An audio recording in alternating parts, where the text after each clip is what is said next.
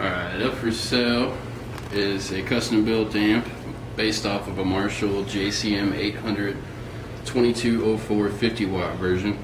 And I say modded, and we'll show you all that a little bit later. I'm sure you want to hear what it sounds like. So before we get started, just want to show you my tone chain. Got Seymour Duncan Jeff Beck going straight out of the guitar, follow the cable straight into the amplifier. It's going to be without any effects, no distortion pedals, none of that crap. I want you to hear what this amp sounds like.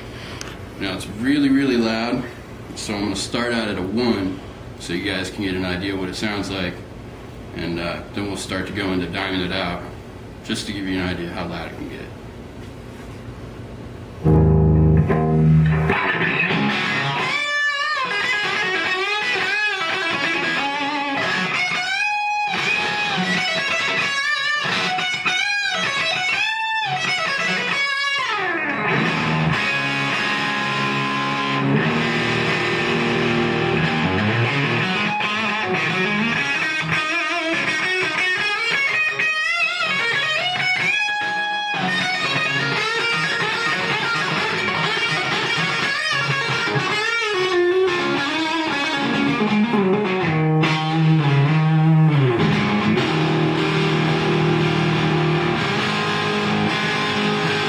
It's got like a very even response over like the entire tone frequency of the guitar, and that's, I mean, it's one of the things I love about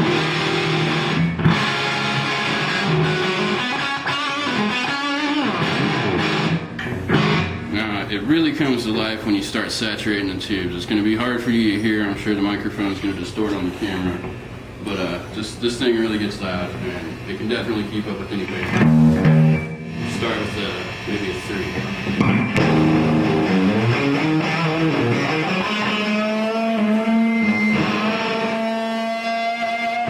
Then you start putting more saturation in it.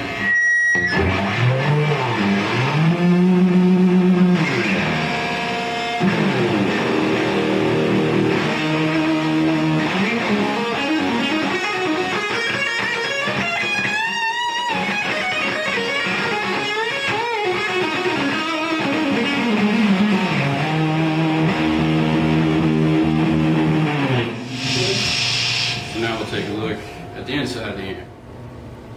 Alright, now we're going to start talking about the inside of the amp and some of the mods that I've done. Before we do that, I think you should pause this video, go on the internet and search for the reissued Marshall JCM 800 and see if you can find some pictures of the board on the inside of it. And what you're going to see is a big green circuit board with soldered in parts all machined in there, and if you know anything about amps, that just kills your tone.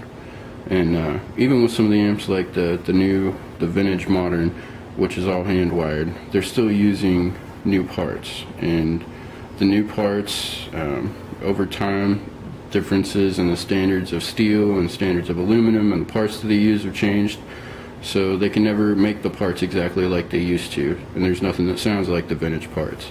All these parts came out of 50s and 60s radios and organs. They've all been tested. There's about 25 hours on the amp to make sure it works. And when I talk about capacitors, these Tootsie Roll looking things are what I'm talking about. If you look at the new capacitors that come out in the amps, they're going to be about the size of the carbon comp resistors, and that really does make a big difference on your tone.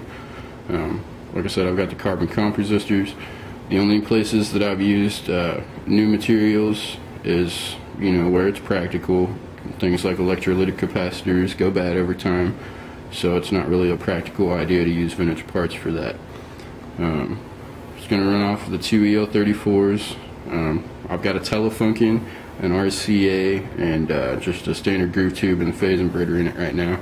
Sorry, the Telefunken's most likely not going to come with it, unless the bids start going up pretty high, and then we'll discuss that. If you like, just send me a message and let me know what's on your mind. The appearance of this amp is pretty plain, it's pretty simple, and you might catch a lot of guff for it until you actually turn it on and people hear it and they shut up real quick. So hopefully if you're watching this, you play guitar, and this amp will have a chance to see some stage time and really get to shine.